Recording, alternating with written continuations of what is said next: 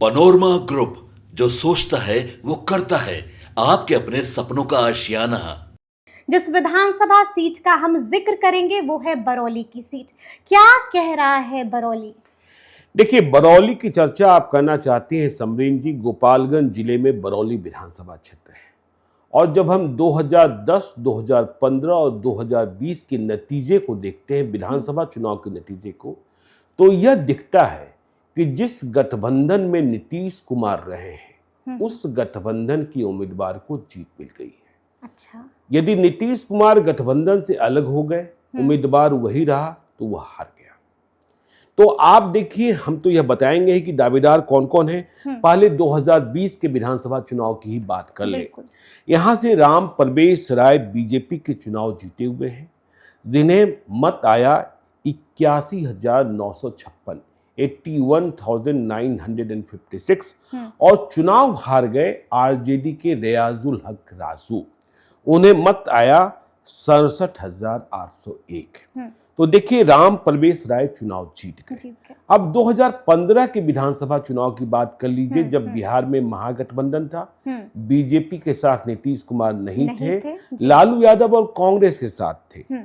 तो यहां राम परवेश राय चुनाव हार गए।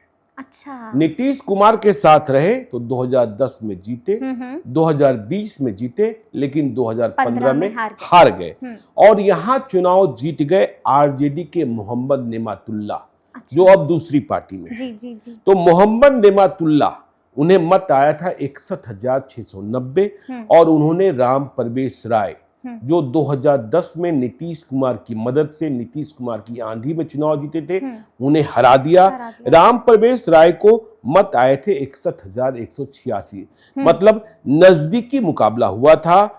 और साधु यादव भी चुनाव लड़ गए थे।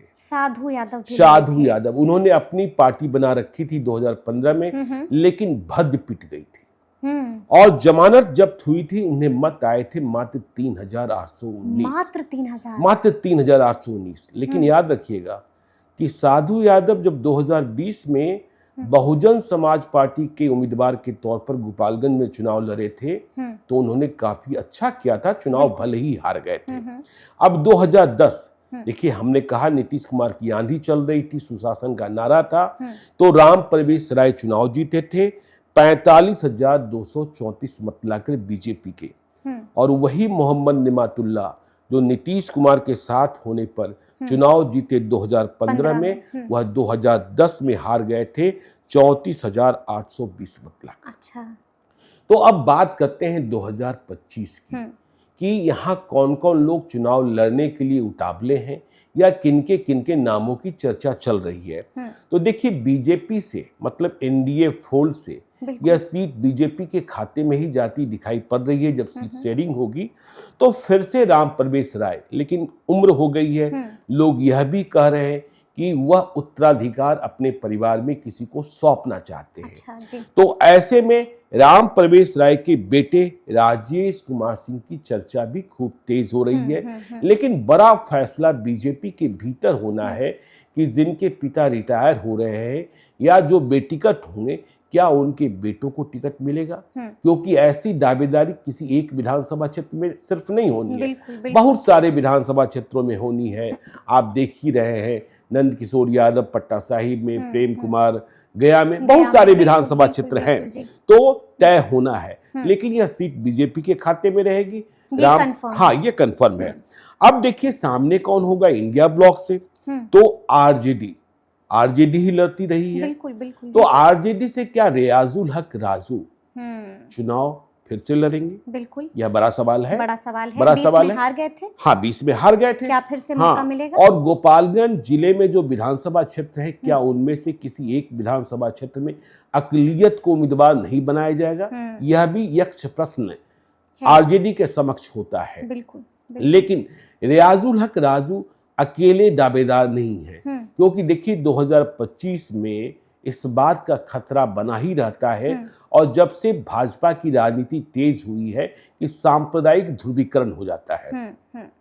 तो ऐसे में देखिए, दिलीप सिंह हैं, जो आरजेडी के जिलाध्यक्ष भी हैं, एमएलसी का चुनाव भी लड़ा है, माल जाल भी सब कुछ है।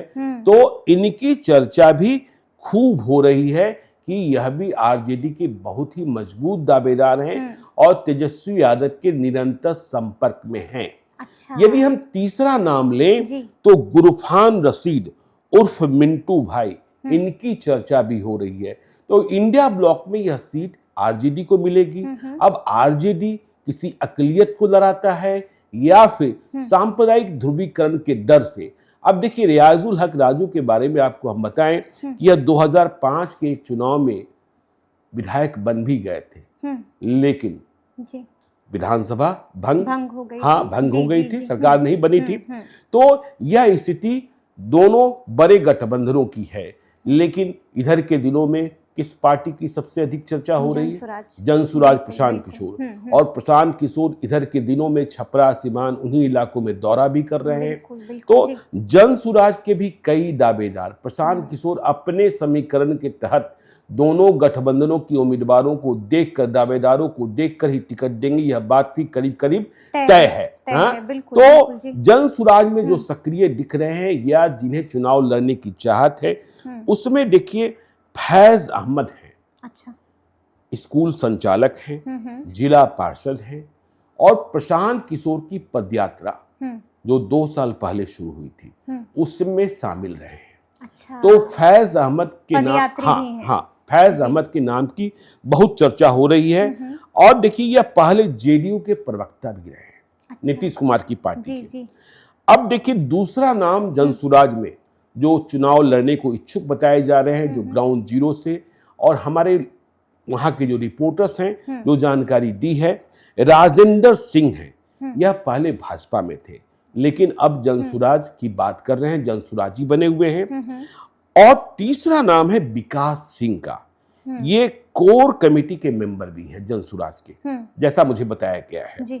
ये बेतिया जिले के प्रभारी भी हैं जनसुराज के और पहले राजद में थे। अच्छा। तो यह स्थिति तो बरौली जो गोपालगंज विधानसभा क्षेत्र में है, जहां आपको पता है कि लालू यादव का गृह जिला गोपालगंज ही है। लेकिन लालू यादव ने, राबड़ी देवी ने, तेजस्वी यादव ने, तेजप्रताप यादव ने कभी गोपालगंज से चुनाव नहीं लड़ा। साधु यादव विधायक भी बने, सांसद भी बने। किस्सा कहानी बहुत है कि जब वह एक बार सांसद बन गए 2004 में, तो 2009 में परिसीमन ऐसा हुआ कि वह सीट ही रिजर्व हो गई और फिर साधु यादव बेदखल हुए तो हो ही गए। तो यह बरौली की खबर है।